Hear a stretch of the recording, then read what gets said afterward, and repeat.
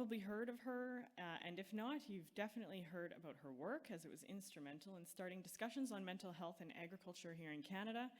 On her ongoing work, and her ongoing work continues to be the foundation for mental health programming for agriculture. The final keynote we have is Dr. Andria Jones to give her keynote on farming the future in the face of climate disruption. Dr. Andria Jones holds a DVM and is a full professor in epidemiology in the Department of Population Medicine at the Ontario Veterinary College, University of Guelph. Her research centers on the epidemiology of mental health and well-being in the veterinary and agricultural sectors, and she uses a mixed methods of qualitative and quantitative research approach. Andria has completed a certificate program in applied positive psychology, another in emotional intelligence, and is a certified resilience trainer. She's been awarded with the Bridget Revoir Award for Champions of Agricultural Mental Health and 2 Distinguished Professor Awards for Excellence and Innovation in Teaching. Please join me in welcoming Dr. Andria Jones to the stage.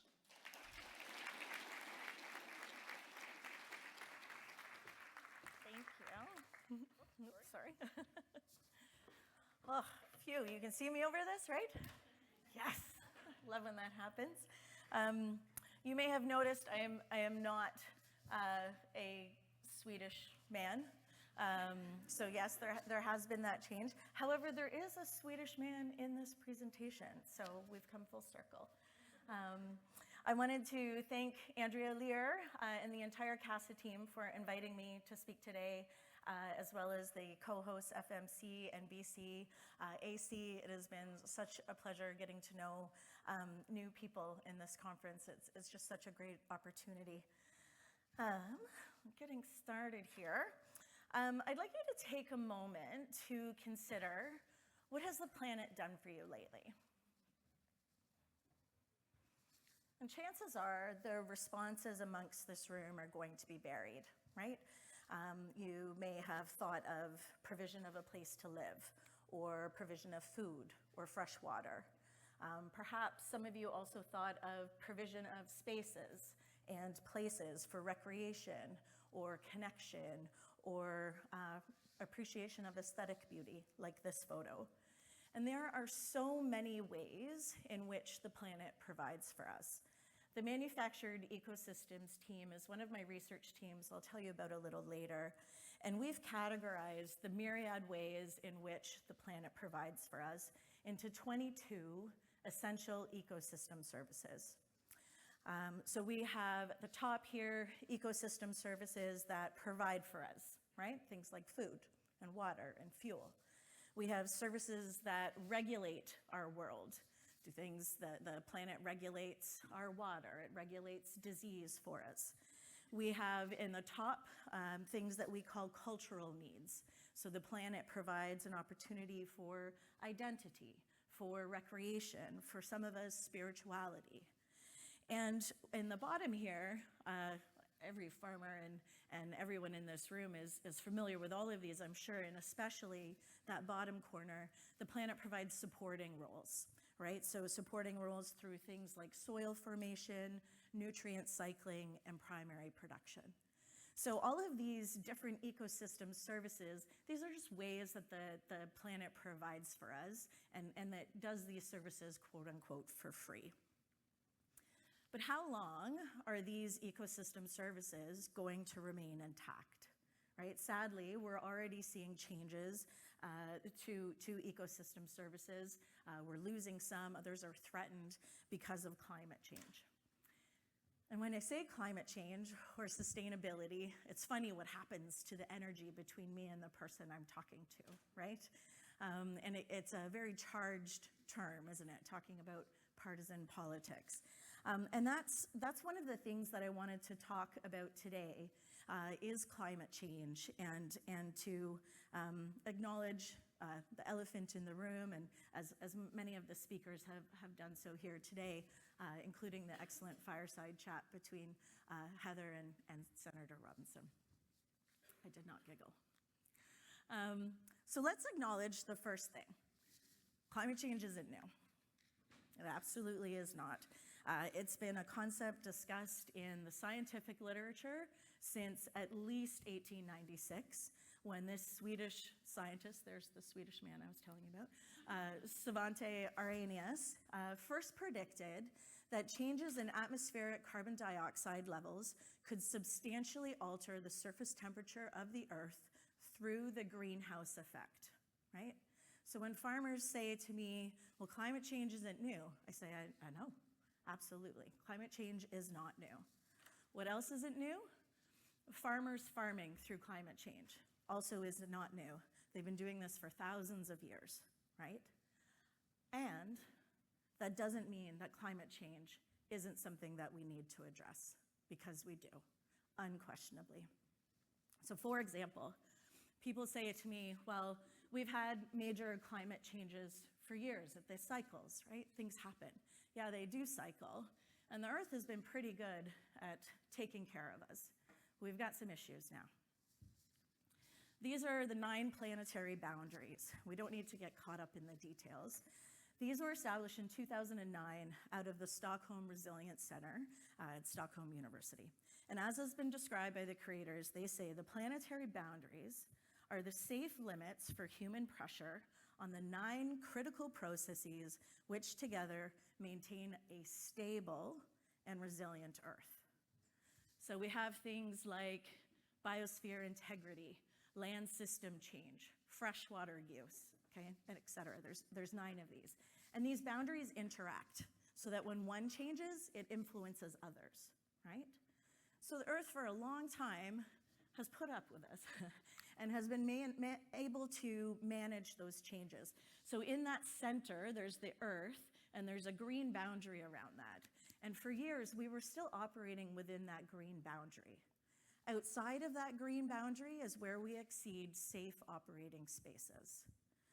What's happened in 2009, we crossed 3 boundaries. In 2015, we crossed 4. 2023, we crossed 6. We're close to crossing a 7th. So what does this mean? As a result of these planetary boundaries, crossing these planetary boundaries, we are now at a much higher risk of large-scale, abrupt, and irreversible environmental changes. What does that mean? We're going to start seeing bigger changes, more severe, more quickly.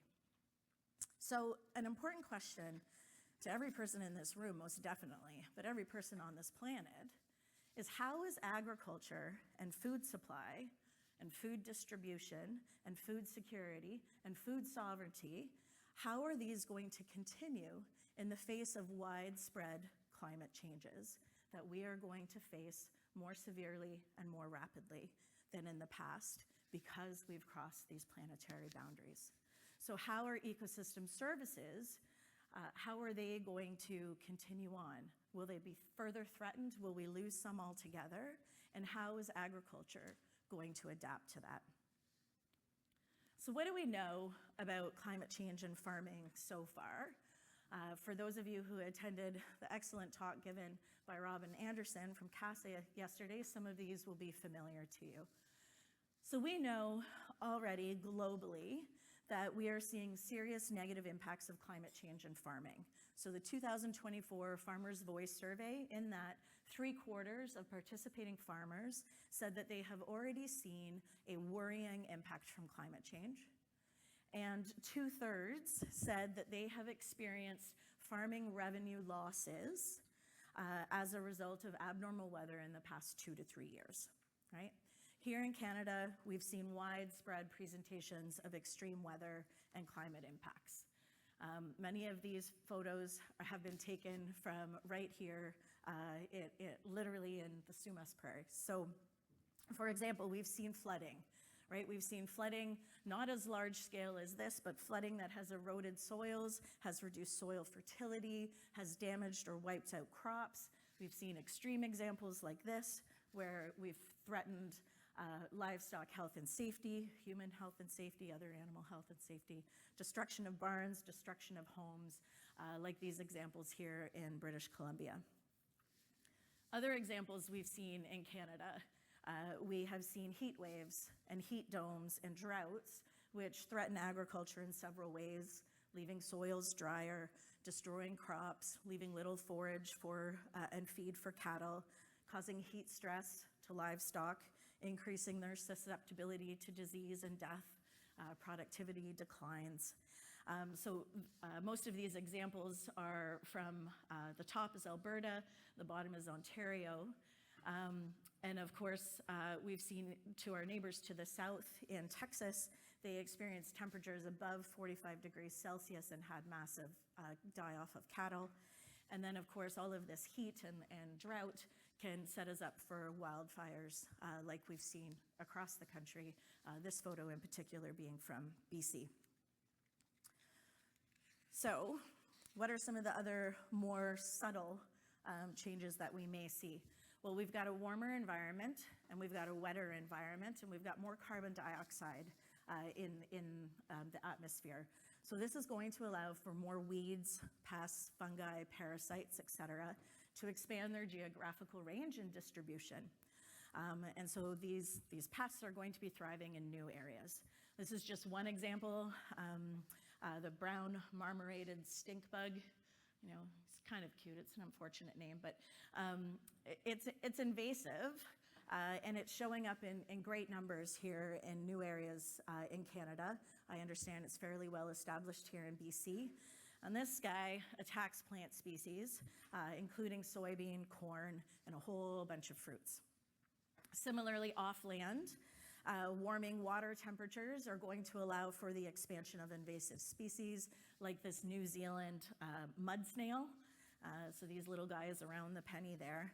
And these threaten fish like the Rocky Mountain sculpin, and it causes changes to the ecosystems in the water. So we're going to see shifts in the ranges and life cycle timing of certain fish species, you know, further disrupting our ecosystem, affecting seafood production and supply. And then we've got to consider the threats to our food supply chains, right? With increased frequency and severity of extreme weather events, we're going to see interruptions to deliveries via major transportation, waterways, and transcontinental shipping routes, right? So you remember those empty shelves in the grocery stores in the early days of COVID. So pretty dire, I understand.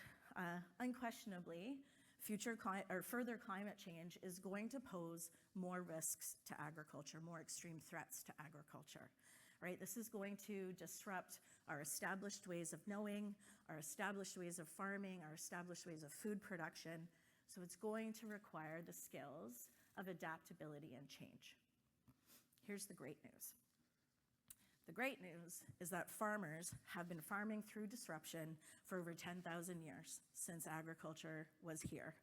Farmers have farmed through broad-scale uncertainties, through economic collapses, through wars, through famines, through changing weather, through changing landscapes, changing approaches, changing technologies. For thousands of years, farmers have demonstrated, on the whole, massive ability for adaptation, right? And like any serious threat that we faced in the past, we've got to be prepared. And we need to have farmers at the forefront of that conversation.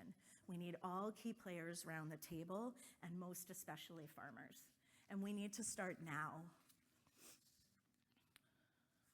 How do we do that, right? Farmers' mental health and well-being is going to be key to adaptation. We cannot adapt and thrive if we are unwell. As I've been talking about for at least the last decade, we need sustainable farmers first in order to have sustainable agriculture.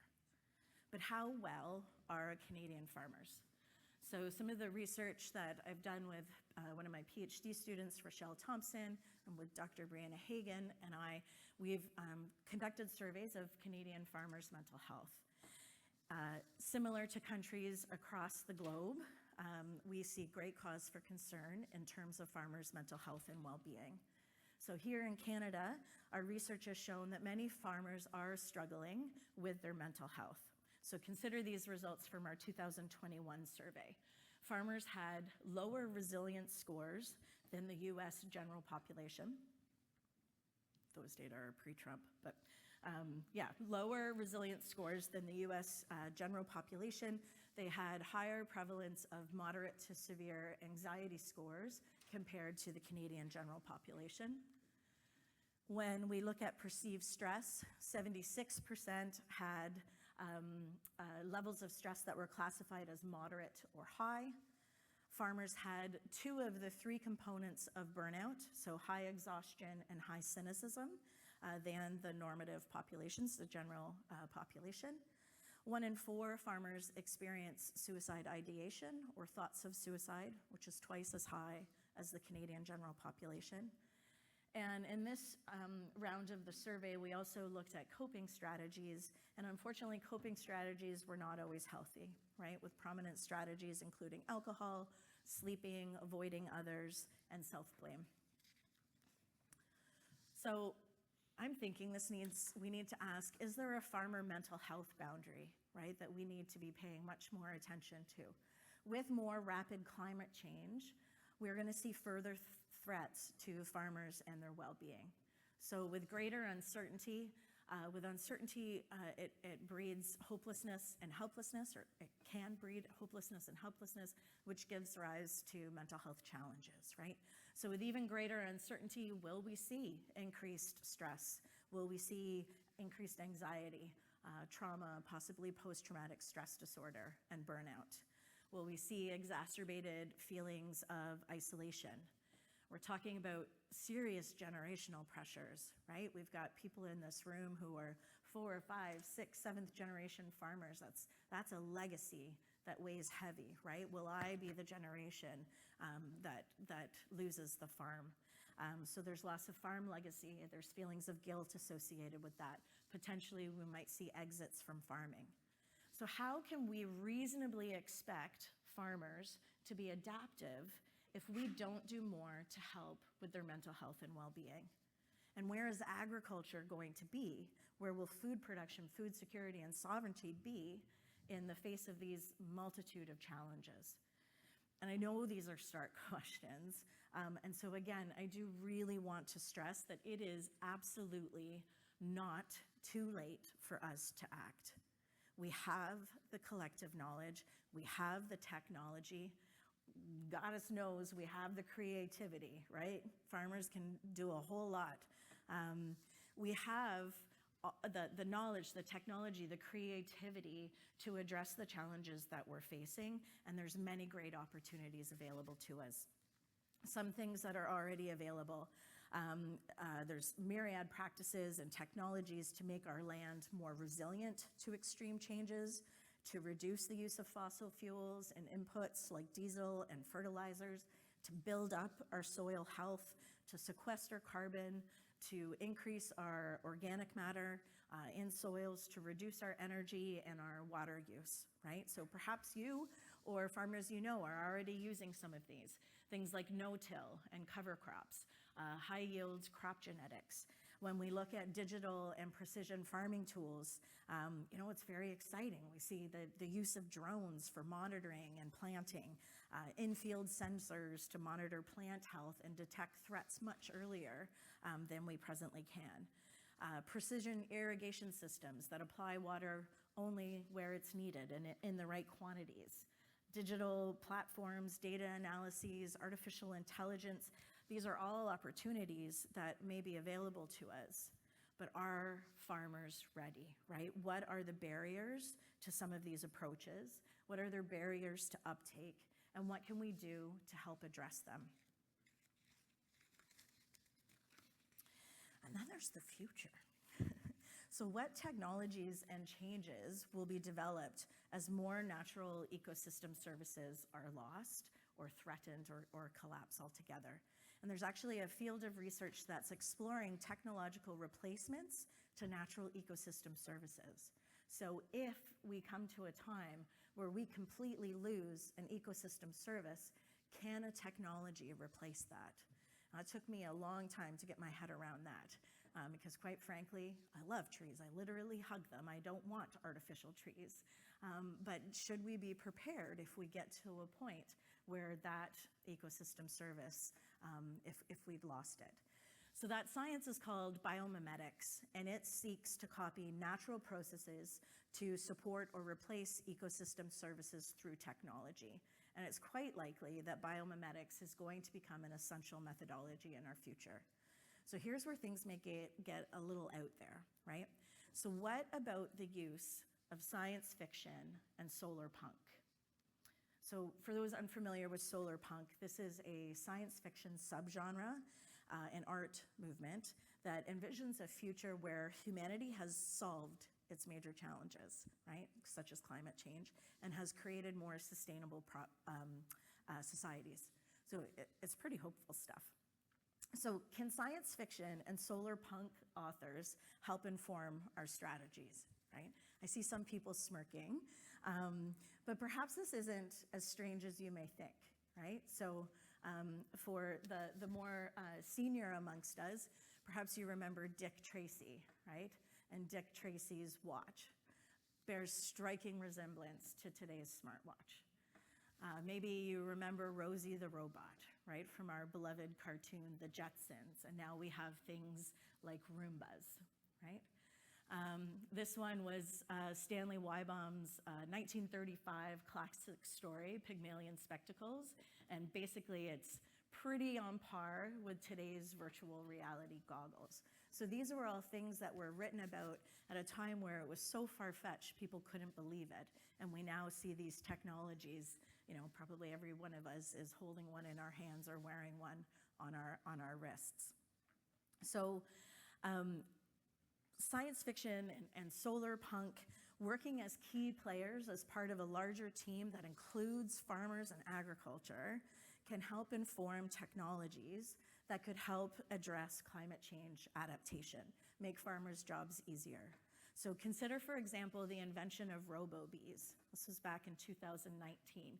These are little robotic bees that can be used for pollination services.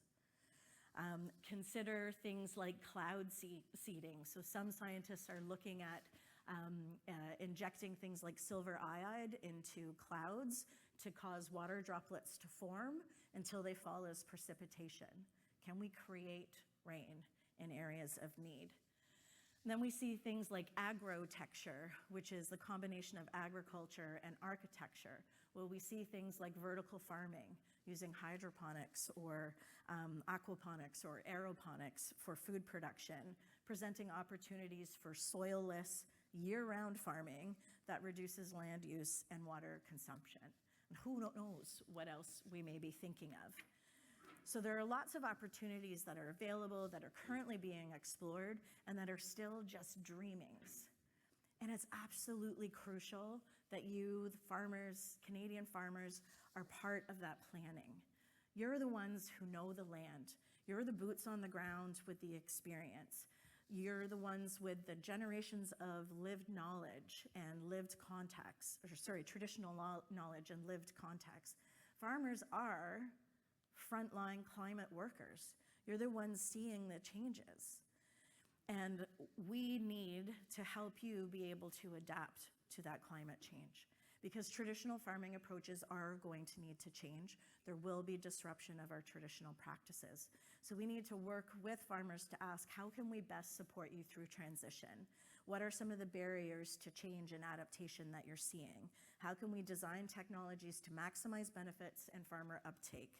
What are the ethical, cultural, spiritual ramifications of this? What will be the mental health impacts of these changes? How can we support farmer mental health and well-being during transitions, right? So my colleagues and I have started a few research projects to address some of these questions. I'm gonna mention just two today. So this is Rochelle Thompson, who's one of my PhD students. And Shelley's a 7th generation chicken farmer in Ontario, so she brings brilliant, compelling perspectives, both across farming and science. So Shelley has conducted 30 research interviews with Ontario farmers to learn about their experiences with extreme weather events. Things like the severe drought that seriously affected beef farming in Rainy River, Ontario, and required emergency hay deliveries to feed cattle. Things like significant overwintering losses of bees, windstorms that have collapsed chicken barns. And Shelley is learning about the impacts of these extreme weather events on farmers and families, their livestock, crops, farm production, and their businesses. She's also asking about what preparations people are taking for climate change adaptation and for disaster preparedness and recovery. So what risk management programs are used or are not used, and what can be done to help farmers be better prepared and better positioned to more quickly recover from major climate and extreme weather events. The other one's really out there. So this one is the Manufactured Ecosystems project that I referred to at the beginning of the presentation. And this one's spearheaded by my colleague, Dr. Shoshana Jacobs at the University of Guelph. And this is funded by a new Frontiers in Research Fund. And I mention that because that funding is specifically for high-risk, high-reward research. They want highly creative, out there, risky research, recognizing that creative research is what's needed to solve our complex problems. So this is a massive project, 21 researchers across 6 countries, at least 20 undergrad and graduate students, and you name a field or a discipline, and it's on the team. It ranges from biology and engineering and epidemiology to things like history, what can we learn from the past, fine arts, theater studies, science fiction writers. If anybody knows Premi Mohammed, who's written Life of Clouds, it's a great book. She's a Canadian award-winning science fiction writer. She's working with us. And we need agriculture around this table. So the component that I'm heading up is specific to Canadian agriculture. So it's called Farming the Future. And we will, working with farmers, as well as mental health specialists and climate scientists, develop the tools that we need to understand farmers' mental health and well-being within the context of climate change. And then directly working with farmers in agriculture and our team of climate scientists, we're going to create, bear with me, evidence-based but imagined future realities of what Canadian agriculture will look like in 10, 20, 30, 50 years, right? So perhaps when you guys are looking at retiring, right? So what will Canadian agriculture look like then? And then taking those evidence-based but imagined realities and working with science fiction writers, our artists, and collaborators literally at NASA's graphics lab. We are going to actually create immersive experiences of those imagined lived realities. So things like theater rooms and virtual reality experiences. We're then hoping, I'm looking at you, fellas, that we can engage those farmers in those immersive experiences to ask them about what will be the threats to mental health and well-being, what will be the threats to adaptation, how can these technologies be optimized so that you're more likely to use them and they're more likely to be of benefit.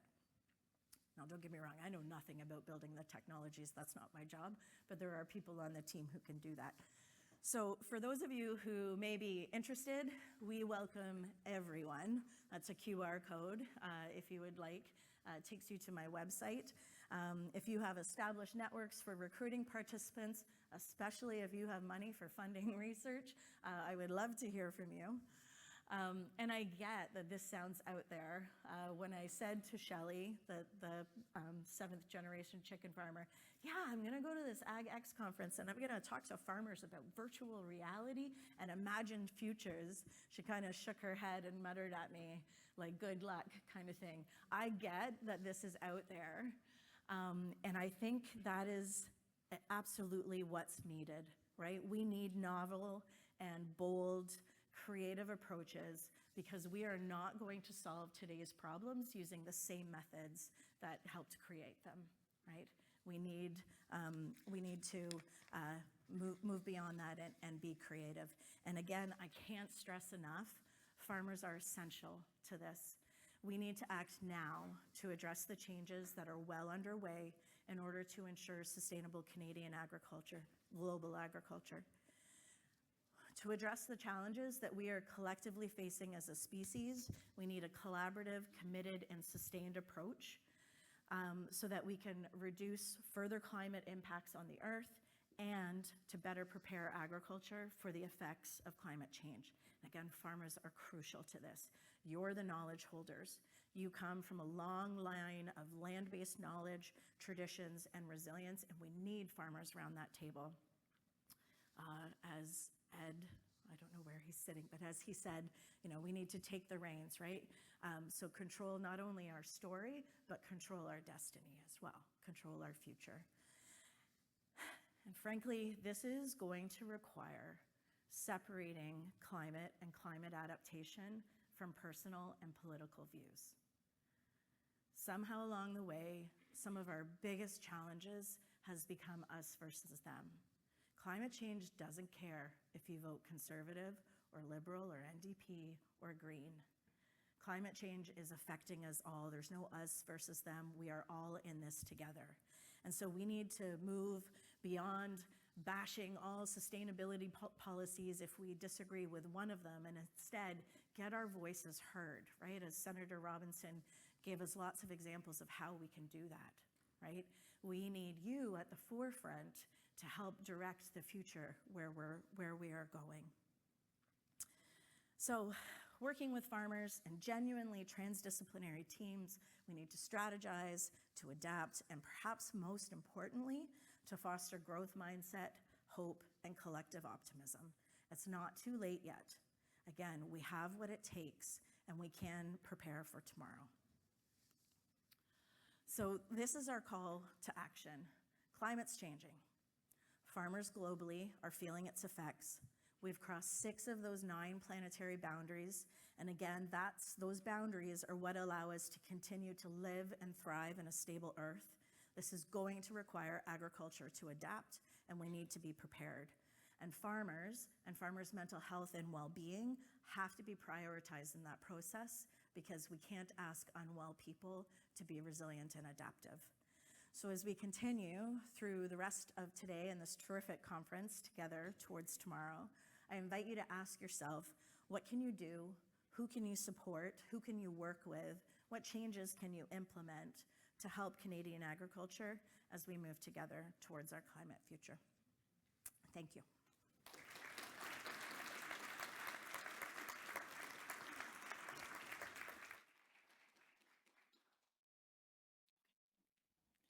I was just saying, I've been told I don't think we have time for questions. So, but are you sticking around? Yes, I'm sticking around. Okay. She'll be around, so thank you very much.